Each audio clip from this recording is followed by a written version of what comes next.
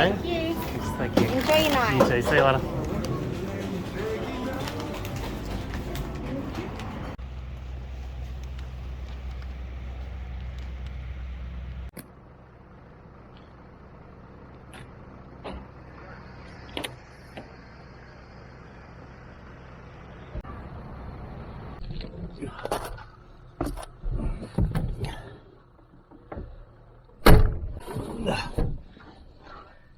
I know it's not camping food, but I'm at a truck stop, so I might as well eat truck stop food. When I did my last truck camping video, I mentioned that part of the reason why I wanted to set the rig up this way was so that I could potentially do some stealth camping. Well, this is a method of dipping my toe into the stealth camping world by coming to sleep at a truck stop tonight. I'm preparing for a very busy night out here. There's plenty of trucks parked over in the truck bays, plenty of people coming through. It's a Saturday night, so there's a lot of travellers on the road, so it could be a pretty noisy night here, but I guess if you're going to stealth camp in a place, you've got to expect a fair bit of noise around you, so we'll see how that goes. I'm a very light sleeper most of the time, so a lot of that road noise around me could be problematic. One thing I do need to check is what the overnight parking situation is like here, so I'll fish around and have a look and see if there's any signage up there. So most of the signs around here seem to say bus and caravan parking only. I can't see any signs that say no overnight parking, so we might be right. Tell you what, it'll be definitely interesting to see whether these trucks are coming and going all night too, because where I'm parked at the moment, the trucks come right past there and they're up through the gears during that time as well, so it might be a little bit noisy. But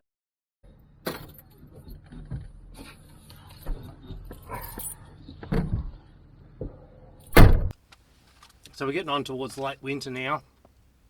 The low tonight's only going to be like 4 or 5 degrees Celsius, so I'm not terribly worried about heating. I've got my Coleman C-6 sleeping bag, so that even may be a little warm for me tonight, but I feel kind of warm in here already, but that's because I'm still wearing a big jacket, but I'm not expecting to be super cold. I was going to bring my Mr. Buddy heater, but I was a little bit concerned about carbon monoxide, so I thought, oh, it's not going to be that cold. I can do without it tonight. And because I'm at a truck stop, I wasn't going to use my diesel heater too, because that'd have to sit outside and potentially get stolen, so we'll just go without heat, we'll be fine. So I'm going to finish this food off, get the place all set up nice and cozy, and then we might go and watch some movies on the tablet, or we might even watch some truck camping YouTube videos. There's a couple of guys I've been following lately. One guy from Texas called Brian Waters. I loved his videos, nice and simple, just goes out in his truck most of the time. And also Crazy Quaddy, he does a lot of truck camping, but lately he's been doing a fair bit of van camping, but yeah, nice and simple, nothing, no frills, that sort of thing. Just getting out in their trucks and going camping, so much like we're doing tonight. And because the weather should start warming up over the next month or so, perfect season for doing some truck camping before it gets too hot, and then we've got to worry about cooling the place down. So I've got a couple of ideas for places I want to truck camp, so hopefully over the next couple of months I'll get out and do some of those trips in the back of the diagonal camper here. And one of these days I'm actually going to cook a meal in here while I'm camping here as well.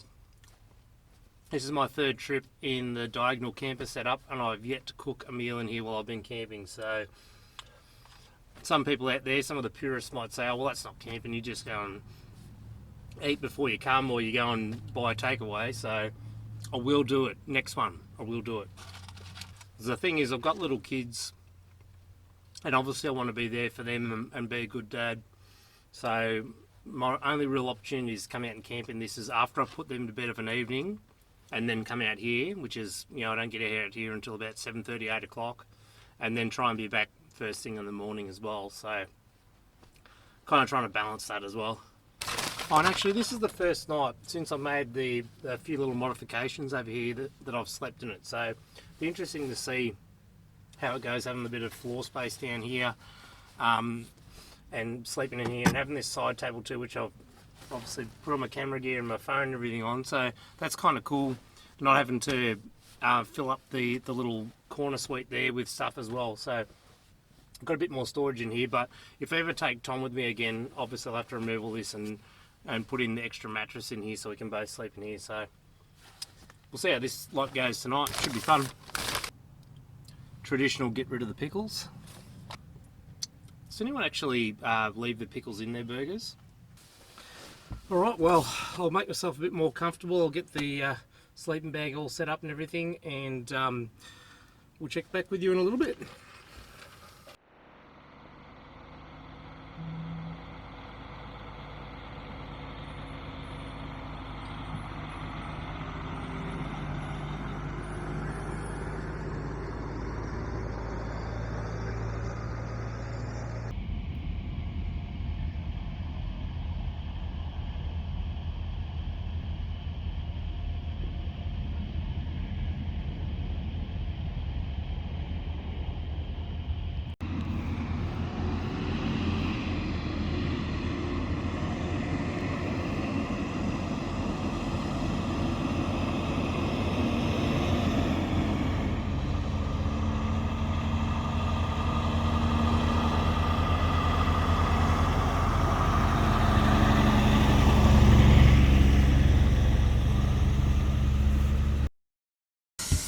Alright, let's get the tablet set up so we can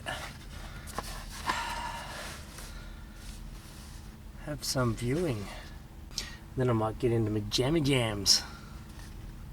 I think I might start off with Crazy Quaddy. I've been going through his back catalogue and he's got a lot of stuff there, so I might go and watch a few of his videos maybe.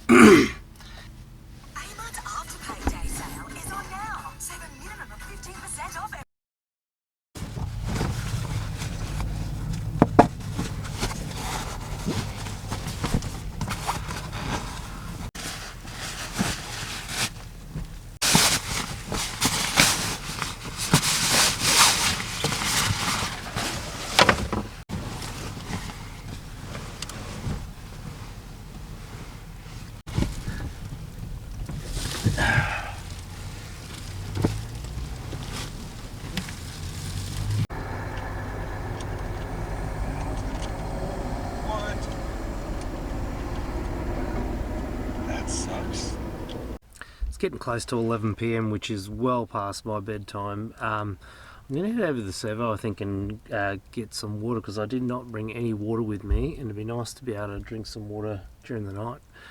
And we'll just make sure everything's secure before we set the bed up properly and head off to sleep.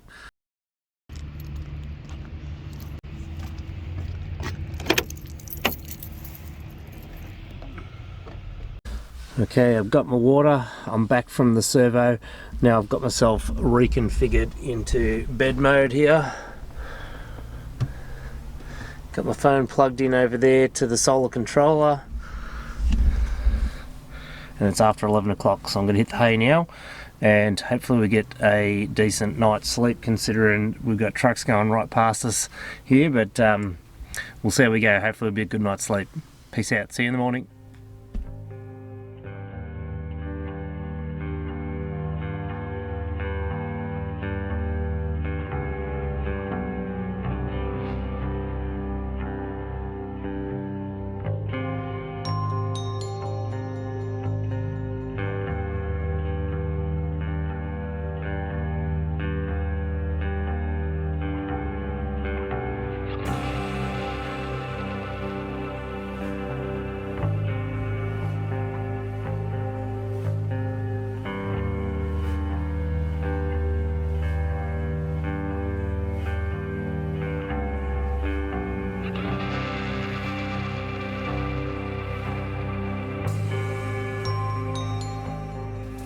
Folks, that wasn't as bad as sleep as I thought it might be. Yeah, it was noisy, but sometimes noise, or humming or noise like that can actually help you sleep. I was super comfy, nice and warm, didn't need any heat or anything. It was actually kind of a little bit too warm at one point. But yeah, really love the diagonal setup here. Gives me plenty of room to spread out. I mean, I'm not a tall bloke either, but I've got plenty of room. I'm going to get up and get moving here in a second. because I didn't bring any food with me, I've got plenty of options for breakfast and more importantly coffee. So I'll get myself organised and we'll get moving. And there's probably one thing that I want to look at, which is close by here before we head home today. Bit of a local attraction, probably some international viewers may be familiar with the story, and I have spoken about it on this channel before. We'll go and check that out after we've got everything set up, packed down, and got some coffee. Not that there's a huge pack there anyway, because I can get out and get straight into the driver's seat.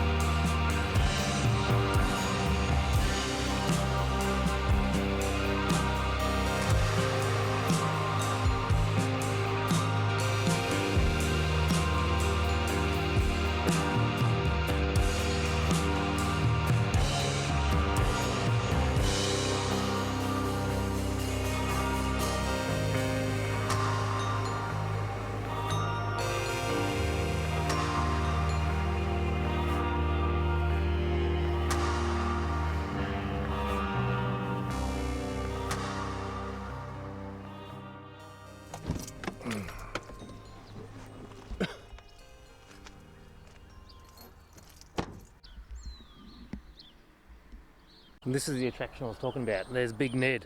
So that is a obviously oversized statue of Ned Kelly. Now Ned Kelly was a bushranger or outlaw that roamed the state of Victoria and southern New South Wales. And this site is important because this is the site of Ned Kelly's last stand. So where he intended to derail a train, but ended up getting in a shootout with the police. Held up in the Glenrowan hotel, and they flushed him out, but he was wearing this homemade iron suit of armour with the helmet, and he came out all guns blazing, and the police eventually subdued him by shooting him in the leg. But it's super famous for the fact that he built this armour and took on the police without a care in the world. So really interesting spot here. So we're going to go down to where the actual shootout occurred and take a look around, and there's also a new sort of interpretive centre down there as well, which we might go and have a look at.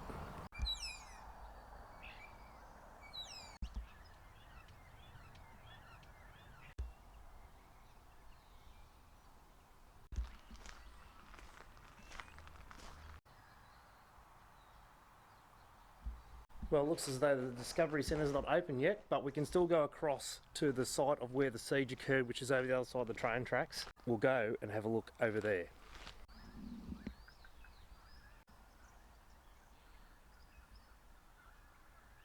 I'm on the side of the Glenrowan siege where Ned Kelly was captured by the police wearing his suit of armour, and they've actually set up some statues here so you can see the positions of the police.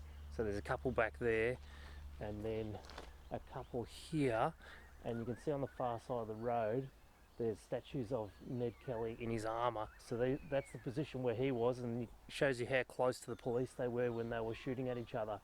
Australian Rail Track Corporation are doing some building works here to lift the bridge up for double stack containers. So that's why there's all of that roadworks going on in the background, but you can still see very much where everything occurred with the siege here. And just across the road there, that vacant lot over there, is the actual location of the original Glenrowan Inn. I'll tell you what, it was a pretty bloody brazen act for them to be so cocky as to build these suits of armour and just come out guns blazing, shooting at the police, and expect not to be captured. I think it was probably more of a symbolic stance really than expecting it to fully protect him, but just goes to show you the pluck of guys back in those days. You know, we're talking the 1880s here, of someone who was so revered but such a criminal in the same instance, to be able to think that he can just waltz out there and take out the police in this suit of armour. It's really, really interesting story, and it sort of puts this part of Australia on the map.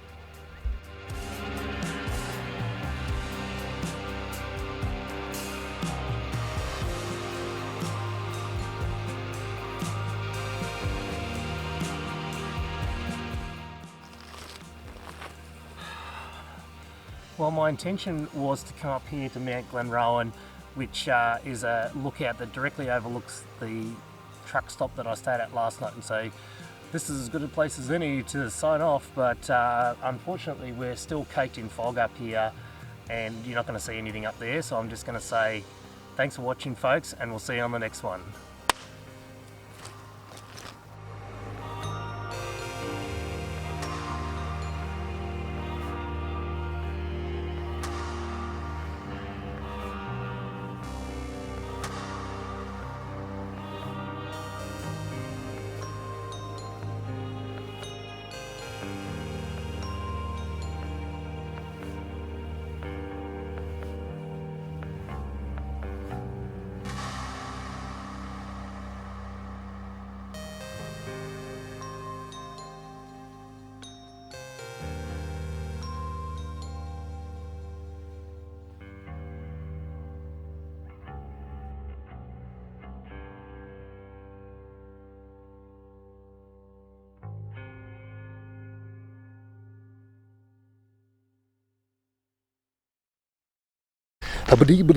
That's all, folks.